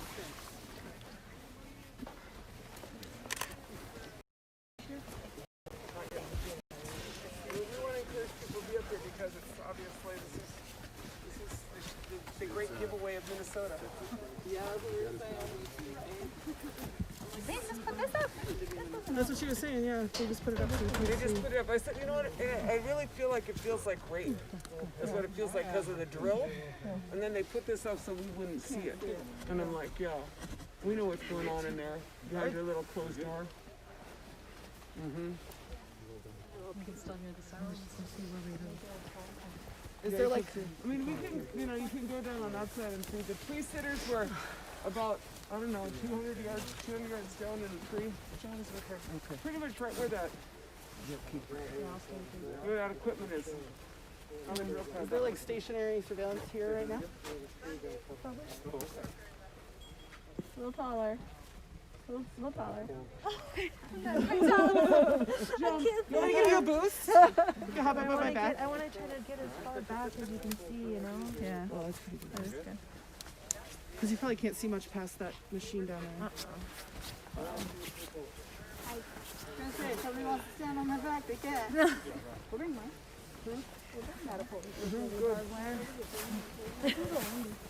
This is the I can sit under there. Over there. Hey now. Yeah, that's what I'm saying. Perspective picture. This is 2.5 hours down the street. This is beautiful. Yeah, I mean, it's going real now. I can't wait to see it. I didn't bring my camera up here. And I kind of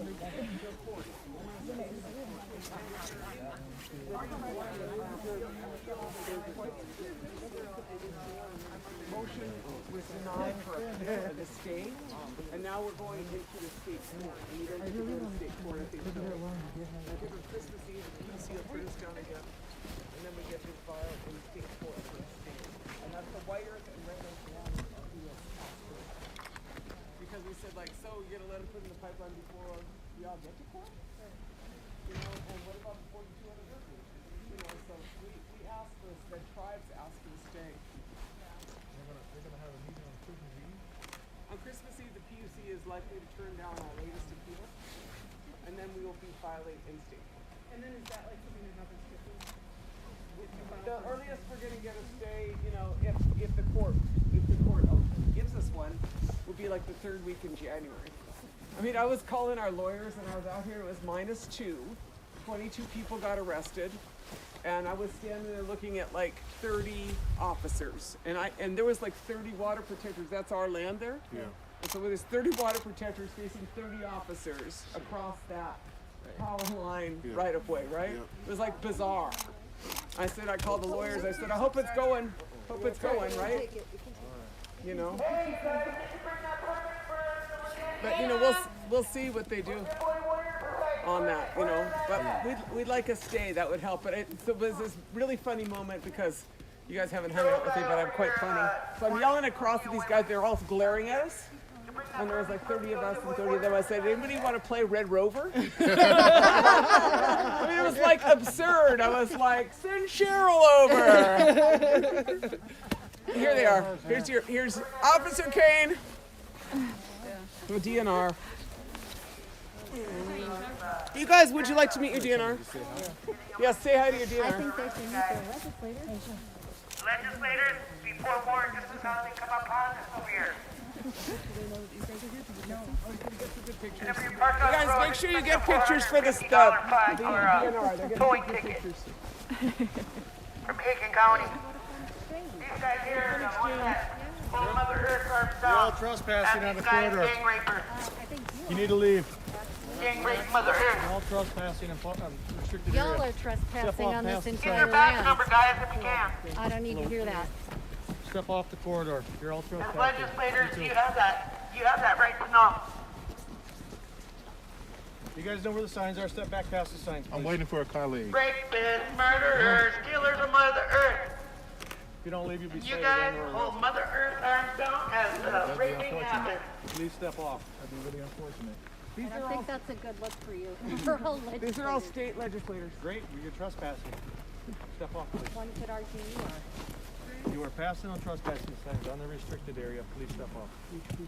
We're not causing any problems here. I'm asking you, please. Well, I know, we're just waiting for one more person. Rapists, murderers, You can wait killers right of there Mother Earth. off the area. Thank you.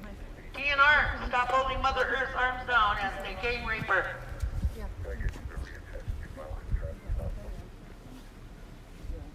Where's that documentation from the Ojibwe Warrior Society? We want to see that documentation. Where is that permit? Are you going to leave, please? Where's that permit from the Ojibwe Warrior Society? Do you have it with you? This is illegal construction that's happening. These are In the DNR officers. You're DNR 1854 officers. treaty territory. This is Officer Jeff Kane. As far as I know, you have no jurisdiction here. No jurisdiction on Can we just, you guys, about 5 more feet, please? Thank you. I don't think 5 feet is fine. Well, it's just behind the signs. The rest of our people, so Behind thank the you for signs. being patient. We're just waiting for them. We wanted to Is there see. more back there?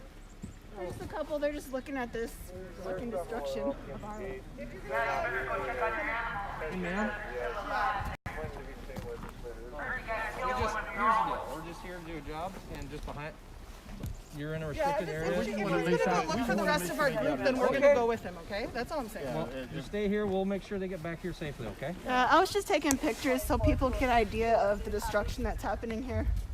I feel like people need to understand what's happening. Doesn't it make you a little sad? Can you please step off the right of way off the no trespassing area, please? We're just gonna wait for the rest of our group to get it. Can you please step off? We're just If you don't want to step off, you can start providing information. I'll start taking contact information from everybody. And I'll start citing everybody. I don't want to do that. I'm just asking you to please step off. Please get the property. Understood that. You understand what I asked? They're calling you, Jeff. We're not challenging you at all. We're just waiting for our people. You're just refusing my lawful command. Well, it's not private property. It's 1855 treaty territory. It is a restricted area posted accordingly. You need to leave. This was posted in 1855, treaty territory. 1855, before you and me were born. You can literally chill out.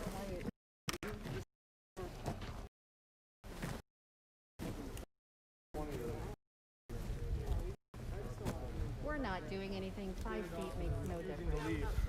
We're not hurting it. Can you This is record doing that way everybody's more been harm given than a lawful anything we're order doing. to step We're not off actually, we're and not leave?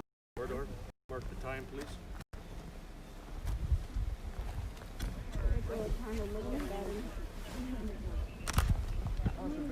I've been very polite, been very explanatory, violating the law, 605, or 609, 605, criminal trespass on a construction area. Please step back. Please leave the restricted corridor area. You can wait off the property, because whether you're off the property or standing right here, they're still going to come back, correct? Well, tell me exactly what we're doing by standing on this grass. You are trespassing. We're not blocking any vehicles. You are trespassing. The area is designated, posted, and delineated. I do understand that, but we're not blocking you are any vehicles. inside We're of a not causing any construction area trouble. that is posted under 609, 605. You repeated that. Remember, you ain't got no jurisdiction in 1855 treaty territory.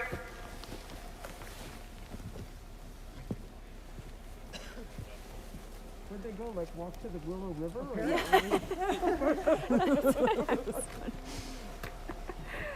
Is that them there? No. Peter's wearing a red sweatshirt. Who's wearing a red sweatshirt? Wearing the same one as him.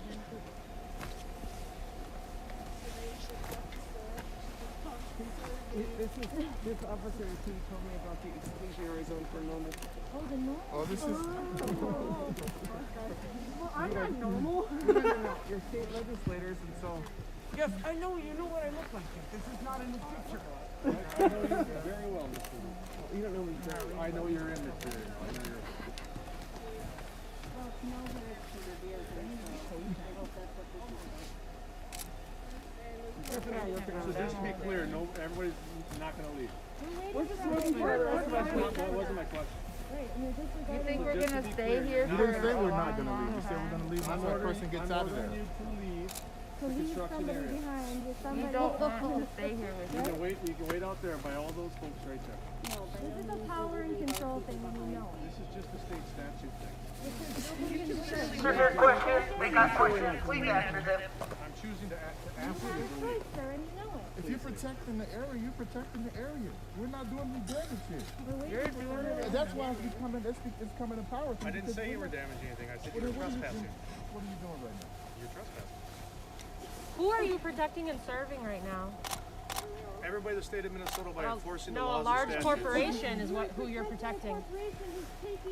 I am enforcing the state statute. We are Minnesotans. We'll conduct ourselves accordingly.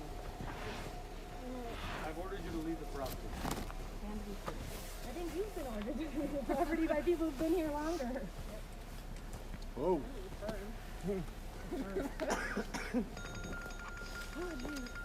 Yeah, that's kind of a question to see what's here first. A little upset. He's got to answer his phone.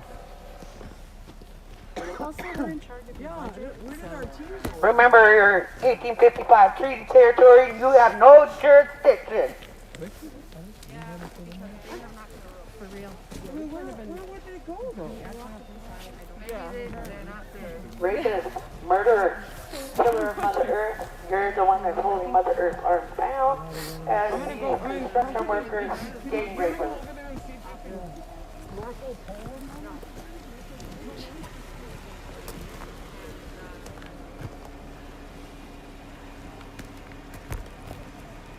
People got questions they want to know.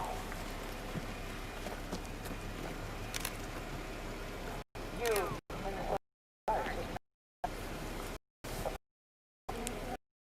What's happening? Did you get that permit from the Ojibwe Warrior Society yet?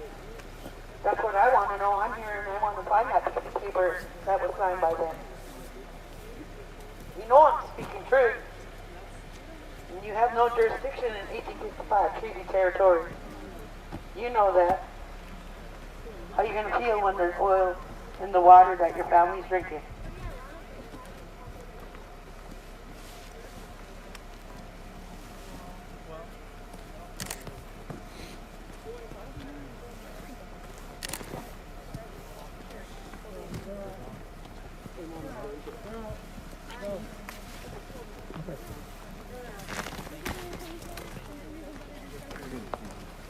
Fuck you.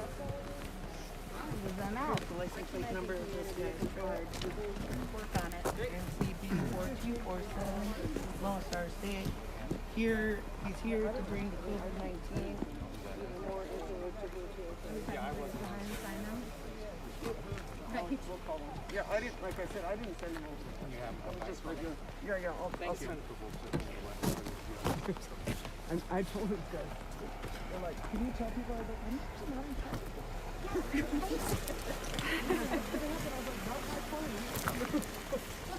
You got a lot of people pissed off.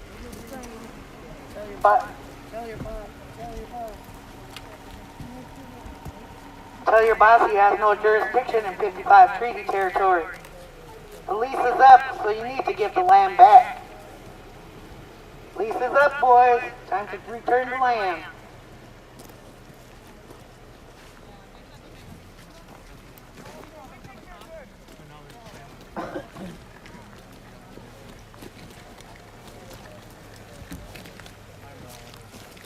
So, legislators are getting a taste of what we do. Yeah, I'm not gonna flip them off. It's not worth it. Yeah. These guys are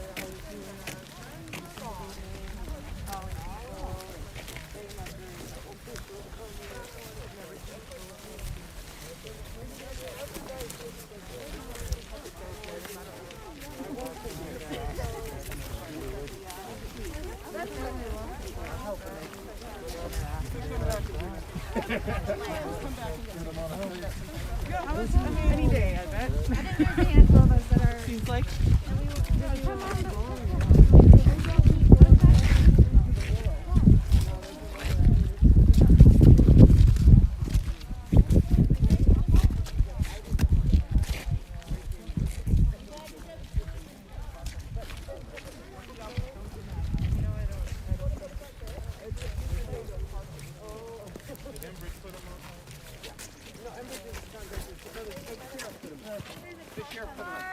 And then the other thing is that Car coming. Is Jeff still taking pictures? He's fairly Where's that, boy? Where's that piece of paper at that said that do construction here? I want to see that paper. Otherwise, it was almost citation for y'all.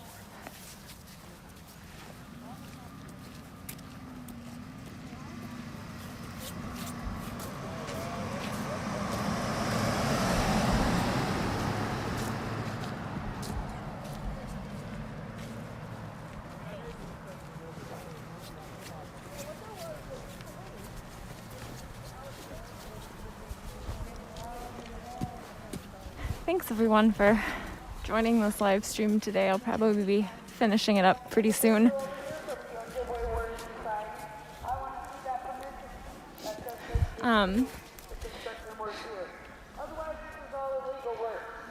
There's the drill pad over there for line 3, where it's gonna go under the road here, and the Mississippi River is right over there.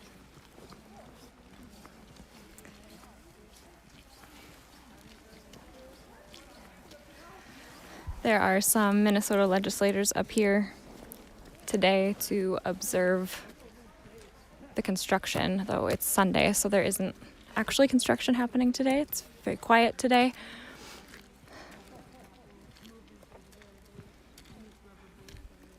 But they've come up to hear from the water protectors here and about the resistance to the pipeline.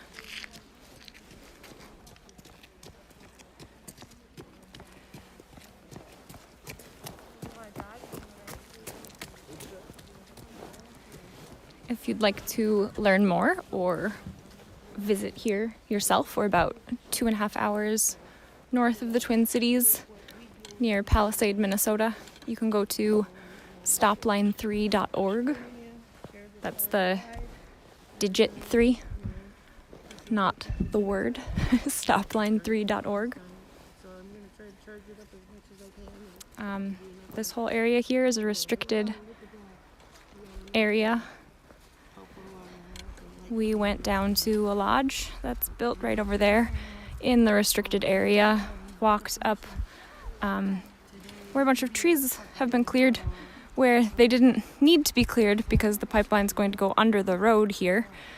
And then just walked up to this new brown fence here that blocks the view of the drill pad, and the security person in this vehicle was likely the one who called a couple of conservation officers. Showed up and made everybody leave. You can see it looks like somebody else is responding now too.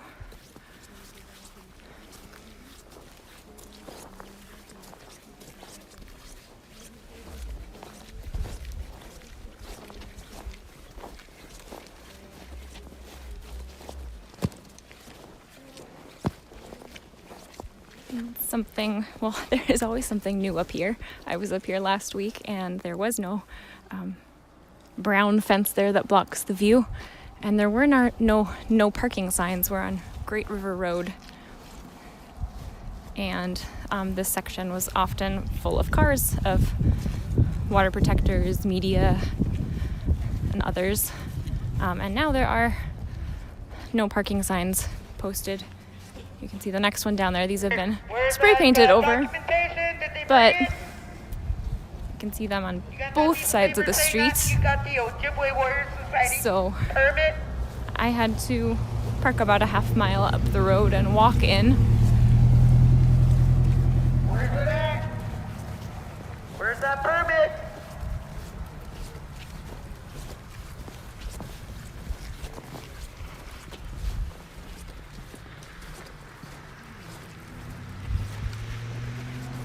I think I will just keep this live stream going for now, since it looks more Aiken County sheriffs are showing up.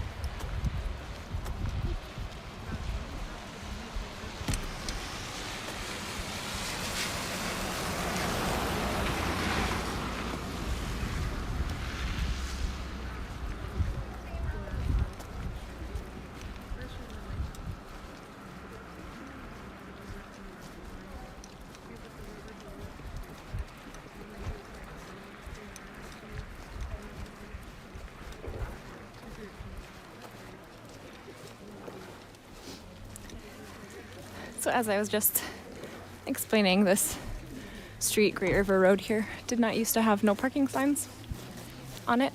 That's brand new. There are vehicles parked up here. I heard that someone did say that there was permission to park today, since there is not construction happening.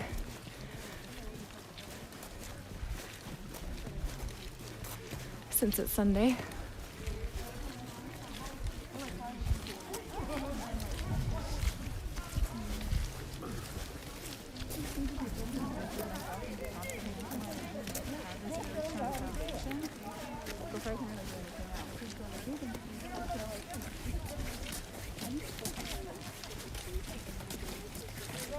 I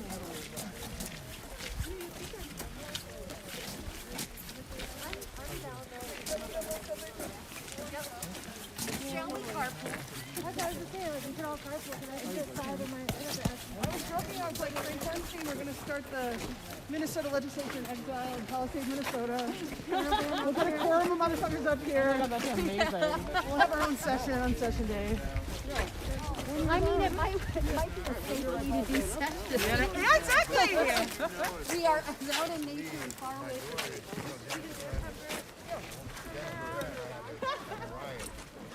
Rita and Joe. Rita and Joe, you almost just got us all arrested. That was great.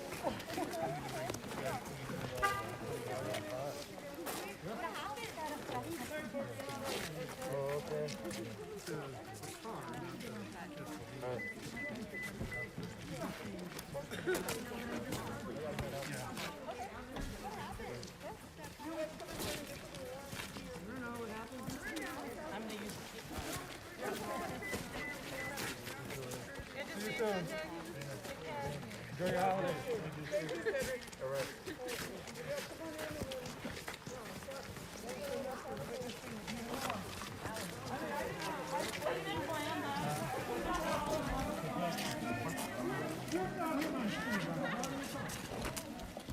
All right, thanks everybody for tuning in. I'm going to end this live stream now because everybody has made it back here safely. Again, if you want to learn more about Line 3 or you want to learn more about coming up here or sending supplies or whatever it is that you might be able to do, go to stopline3.org and keep up with the Stop Line 3 Facebook page and Minnesota 350's Facebook page, and all those things have no shortage of information about what's happening up here and what you can do to get involved. Thanks everybody for watching, and thank you for sharing this live stream. Stay safe and warm wherever you are. Thanks.